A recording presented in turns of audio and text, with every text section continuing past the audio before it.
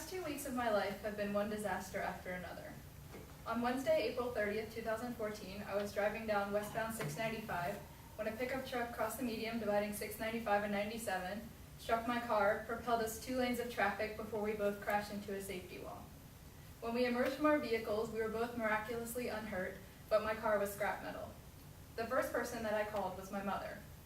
It was pouring rain outside, and through the phone I could hear the pellets of rain hitting the roof of her mail truck so hard that it sounded like she was inside of a gigantic tin can.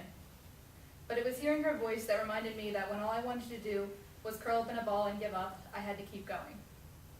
I am the daughter of 2 mail carriers, and over the past 21 years of my life, I have learned a type of strength from my parents that has given me the inexplicable ability to get up each and every time that life pushes me down. My parents have taught me selflessness, and what it means to put someone else's needs before my own. But most importantly, my parents have taught me how to laugh and to see the silver lining that so often gets lost in the fog. It is thanks to my parents that I know determination.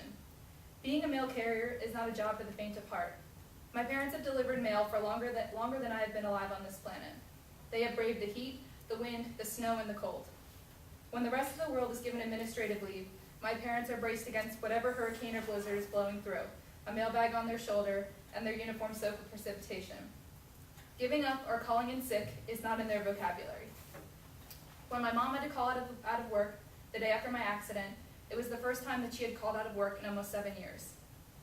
Then on Sunday, May 4th, 2014, 4 days after my car accident, I was running in a neighborhood when I heard an engine revving behind me.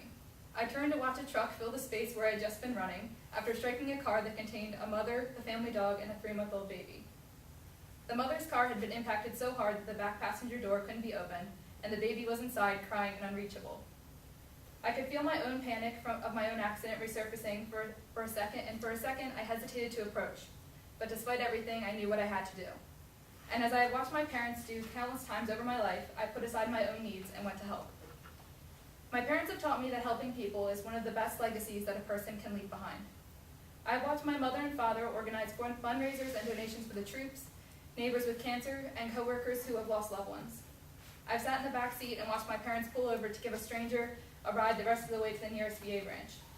I have watched my father cut the grass for sick neighbors and friends without being asked, give food to the homeless, and carry boxes for those struggling under their weight.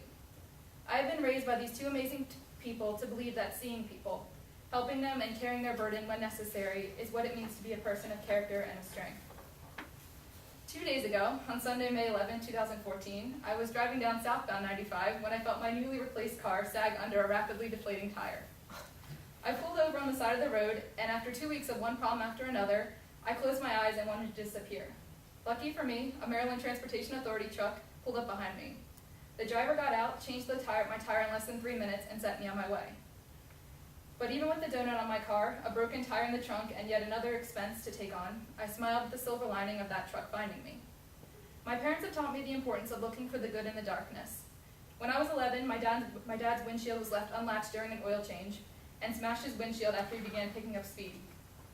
Then, a few days later, a can of yellow spray paint fell and exploded all over his brand new motorcycle. A week later, my dad found a feral cat on our front lawn with a soup can on its head, and after my dad pulled it off, he was bitten and spent the next week waiting to be given another shot in a series of rabies vaccinations. I have watched my parents live through so many struggles, the hard times, the bad times, and the worst times. And every time they still manage to smile. They have taught me to appreciate every good moment that comes in life, and that when the cloud of bad luck shadows me, to have my umbrella ready to catch the good that I can. It takes a certain kind of strength, I have realized, to make it through the hardship that I have faced these past 2 weeks, and it is a strength that I contribute entirely to my parents.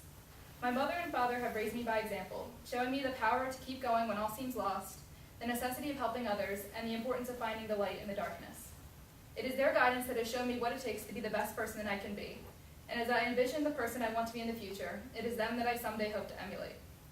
And in the end, despite all the bad luck that has seemingly latched onto me lately, standing here today, I can't help but feel lucky. Lucky to be alive, lucky to be healthy, but maybe most importantly, lucky to be the daughter of 2 mail carriers.